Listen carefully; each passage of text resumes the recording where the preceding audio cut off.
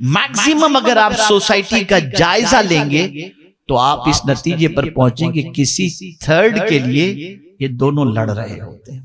اب میں کچھ ایسی عادتوں کی طرف آپ کی توجہ کو مبذول کراؤں جن عادتوں کو آپ اگر آج کی سوسائٹی میں دیکھیں گے تو یہی وہ چیزیں ہیں جس کی بنیاد پر میاں بیوی کے درمیان زیادہ تر اختلافات ہوتے ہیں اور اچھی خاصی زندگی تباہ ہو جاتی ہے، برباد ہو جاتی ہے۔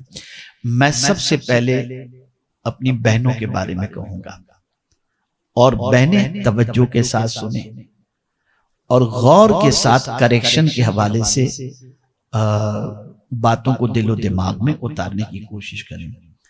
سب سے پہلے اگر عورت یہ چاہتی ہے کہ میری شادی شدہ زندگی خوشگوار گزرے تو پہلی چیز عورت کو اپنے اندر جو پیدا کرنی چاہیے وہ ہے حیا۔ اس بات کو ذہن میں رکھیں، یہ بات اچھی طریقے سے ذہن میں ہر عورت بٹھا لے۔ شوہر کو جتنی باحیا عورت اچھی لگتی ہے اتنی بے حیا عورت اچھی نہیں لگتی۔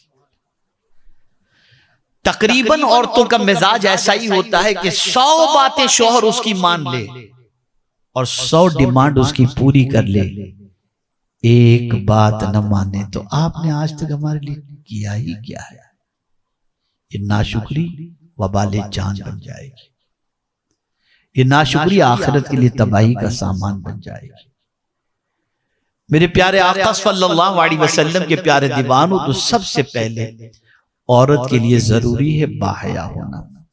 وہ باحیا ہوگی تو کسی کی نظر اس پر غلط نہیں پڑے گی، وہ باحیا ہوگی شوہر کی نگاہوں میں اچھی رہے گی، وہ باحیا ہوگی شوہر کے دل میں اس کے لیے جگہ پیدا ہوگی۔ دوسری بات، عورت کے لیے ضروری ہے کہ اس کی گفتگو میں مٹھاس ہو۔ آج کل تو ایک دو لوگ مجھے ملے رات کو 2-3 بجے باہر، میں نے کہا بھائی گھر نہیں جا رہے، یہاں گھوم رہے ہو یار، کون قوالی سننے جائے؟ میں کہا قوالی؟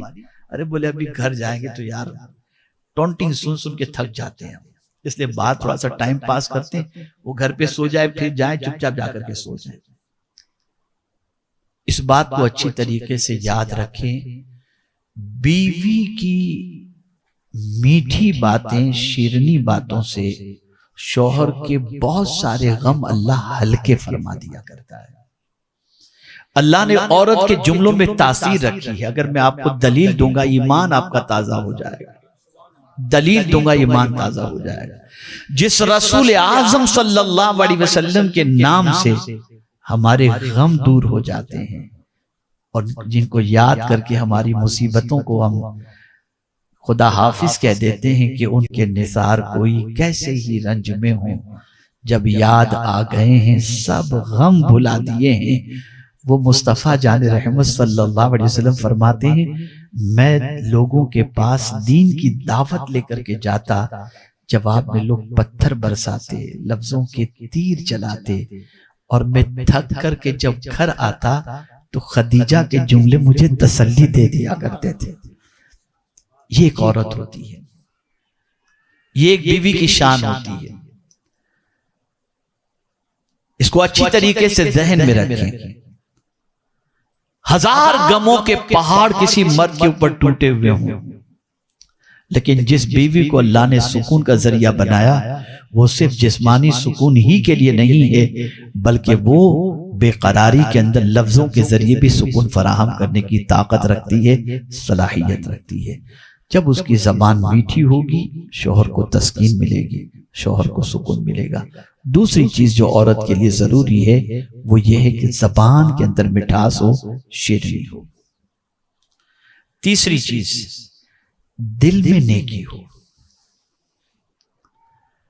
کبھی کبھی ایسا ہوتا ہے زبان کچھ کہتی ہے، دل کا ٹھکانہ نہیں ہوتا۔ دل میں بھی نیکی ہو، دل میں خلوص ہو۔ میرے پیارے آقا صلی اللہ تعالی علیہ وسلم کے پیارے دیوانوں، مجھے اچھی طریقے سے ایک بچی کا واقعہ یاد ہے۔ بہت ہی غربت کے اندر وہ بچی زندگی گزار رہی تھی، اور ایک وقت ایسا بھی آیا کہ 2-3 دن کے فاقے جیسی نوبت تھی مارکیٹ کے اندر، جو میگی پتہ نہیں کیا ملتا ہے اسے کھا کر کے انہوں نے زندگی گزاری۔ شوہر نے دیکھا کہ روزی کا انتظام نہیں ہوتا، سوچا کیا کروں کیا کروں کیا کروں۔ بچی نے برجستہ کہا دیکھیے ٹھیک ہے اللہ نے رزق کا ذمہ لیا وہ ضرور دے گا، لیکن ایک ریکویسٹ ہے، حرام مت کمانا۔ آپ اگر حرام کما کر کے ہمیں کھلائیں گے نا تو ہم پیٹ کی آگ کو تو برداشت کر سکتے ہیں، جو بھوک کی وجہ سے جل رہی ہے جہنم کی آگ کو برداشت نہیں کر سکتے۔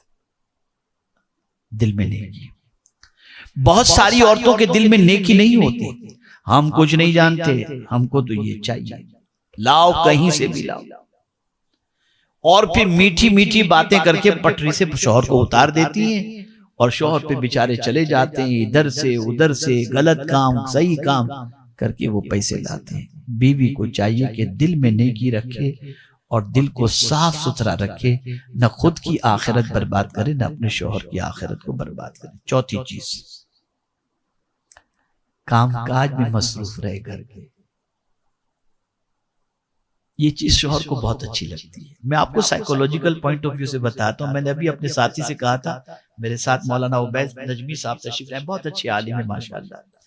یہ میری ڈائری بڑی پرانی ڈائری ہے، اور میری زندگی کے بہت سارے اہم میری تحقیقات جو ہیں وہ اس ڈائری کے اندر ہے۔ میں نے کہا کوئی لاکھوں روپے دے تب بھی میں ڈائری نہیں دے سکتا، میں نے اس کے اندر ایسی بہت ساری چیزیں نوٹ کر رکھی۔ اس میں ایک اور چیز بھی ہے جو صرف مولانا عبید صاحب جانتے ہیں۔ میری بیوی نے اتفاق سے، جو میری اہلیہ نے، میں نے اس کو ڈائری کو رکھا تھا، اوپر تھی ان کو کہیں سے ریسیپی کھانے کی جو ہوتی ہے نا بنانے کی، تو کچھ سن رہی تھی تو ریسیپی اتنی انہوں نے لکھ ڈالی ہے اس کے اندر۔ میں نے آنے کے بعد دیکھا، میں نے کہا یہ کیول ڈائری سامنے پڑی تھی، میں نے لکھ ڈالی اس کے اندر، تو اس میں بہت ساری آئٹم کی ریسیپی بھی موجود ہے۔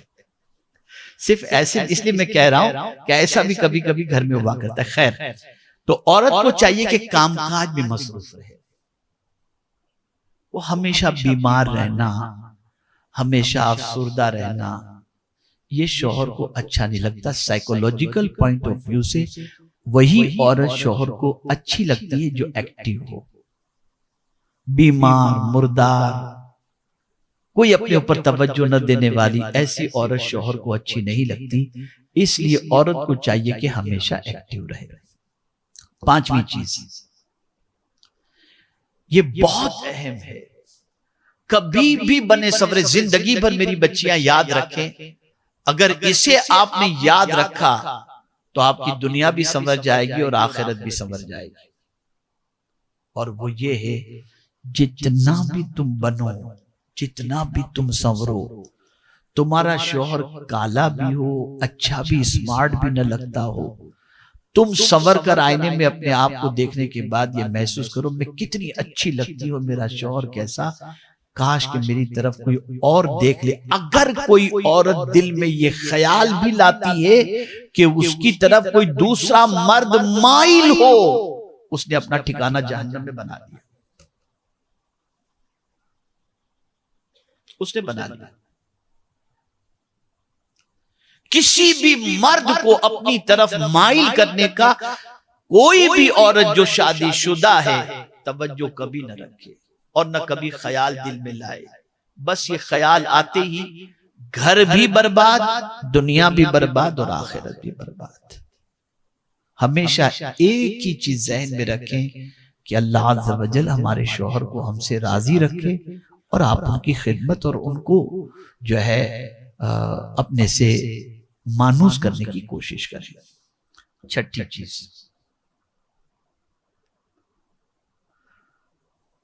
شوہر سے وفاداری کریں۔ شوہر کے ایبسنٹ کے اندر کسی ایسے کو گھر میں آنے ہی نہ دیں جس کا آنا شوہر کو ناپسند ہو، اور شوہر کے ایبسنٹ میں دو چیزوں کا خاص طور پر خیال رکھیں جس کا قرآن مقدس میں اللہ عز و جل نے ذکر فرمایا، فَالصَّالِحَاتُ قَانِتَاتٌ حَافِظَاتٌ لِلْغَيْبِ بِمَا حَفِظَ اللَّهِ۔ نیک عورت کی تعریف اللہ نے یہ بیان فرمائی جو شوہر کے ایبسنٹ کے اندر عزت اور مال، ان دونوں چیزوں کی شوہر کی حفاظت کرتی ہے، اس میں خیانت نہیں کرتی۔ اور ایک اہم چیز، الحمدللہ بہت ساری خواتین ایسی ہیں جو اس وصف کے اندر اپنا مقام رکھتی ہیں، اور ان کی اس قربانی کا صلہ اللہ تعالیٰ اپنی شان کے مطابق دونوں جہاں میں عطا فرمائے گا۔ اس کو سمجھانے سے پہلے میں ایک آیت سمجھا دوں۔ جب یہ آیت کریمہ نازل ہوئی والذین یکنزون الذھب والفضہ، وہ لوگ جو سونے اور چاندی کو جمع کر کے رکھتے ہیں، ولا ينفقونھا فی سبیل اللہ، اور اللہ کی راہ میں خرچ نہیں کرتے۔ جب یہ آیت کریمہ نازل ہوئی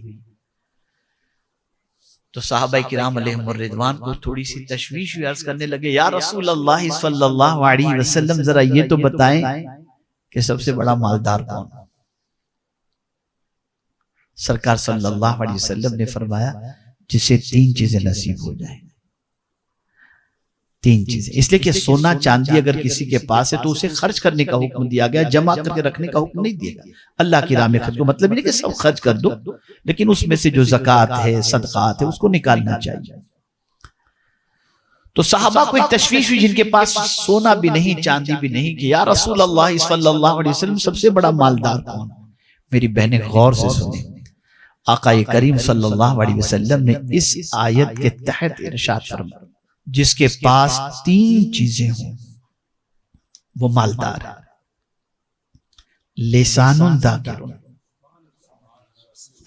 وقلب شاکر وزوجۃ مؤمنۃ تعینہ علی ایمانہ، جس سے تین چیزیں نصیب ہو جائیں، ایسی زبان جو اللہ کا ذکر کرتی ہو، اور ایسا دل جو اللہ کا شکر ادا کرتا ہو، اور ایسی بیوی جو ایمان پر اپنے شوہر کی مدد کرتی ہو۔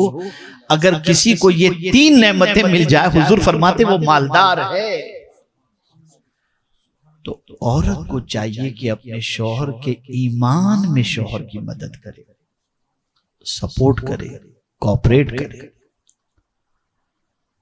یہ نہیں کہ آپ نے داڑھی رکھ لی، یہ آپ کیوں کر رہے ہیں، ایسا کیوں کرنا، سپورٹ کرو، ایمان میں سپورٹ کرو۔ اور وہ عورت جو اپنے شوہر کو ایمان اور دین کے سلسلے میں سپورٹ کرتی ہے، وہ اللہ کی بارگاہ میں بھی اچھی ہے، اور مصطفیٰ جان رحمت صلی اللہ علیہ وسلم کی نگاہوں میں بھی اچھی ہے۔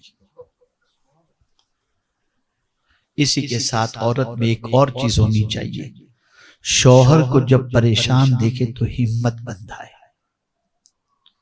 یہ نہیں کہ آپ کے تو جب دیکھو تب ٹینشن ہی ٹینشن، نہیں، ہمت بندھاؤ، اس کے اندر حوصلہ پیدا کرو۔ ایک عورت کی ہمت سے شوہر کے اندر کافی طاقت پیدا ہوتی ہے۔ اللہ عز و جل اس عورت کے ہمت دلانے سے شوہر کے حوصلوں کو بلند کر دیتا ہے۔ اس لیے عورت کو چاہیے شوہر کا مورل ڈاؤن کرنے کی کوشش نہ کرے، ہمیشہ شوہر کو پریشانی میں جب بھی دیکھے حوصلہ دے، ہمت دے، اور یہ کہے۔ ایک جملہ میں بتا دیتا ہوں، جیسا کہ مولا علی کرم اللہ تعالی وجہ الکریم کا یہ قول بڑا مجھے پسند آیا۔ ارشاد فرماتے کہ جب کسی کو مصیبت میں دیکھو تو کہا کرو یہ دن بھی گزر جائیں گے، یہ دن بھی گزر جائیں گے۔ تو اس لیے ہمیشہ یاد رکھیں، اپنے شوہر کے حوصلے کو بلند کریں۔ اسی کے ساتھ ساتھ بعض عورتیں تانا بہت دیتی ہیں، اور یہ جھگڑے کا سب سے بڑا سبب بن جاتی ہے۔ اتنا تانا دیتی ہیں جس کی کوئی انتہا نہیں۔ عورت کو چاہیے کہ اپنے شوہر کو تانا دینے سے بچیں اور اپنی زبان کو لگام دیں۔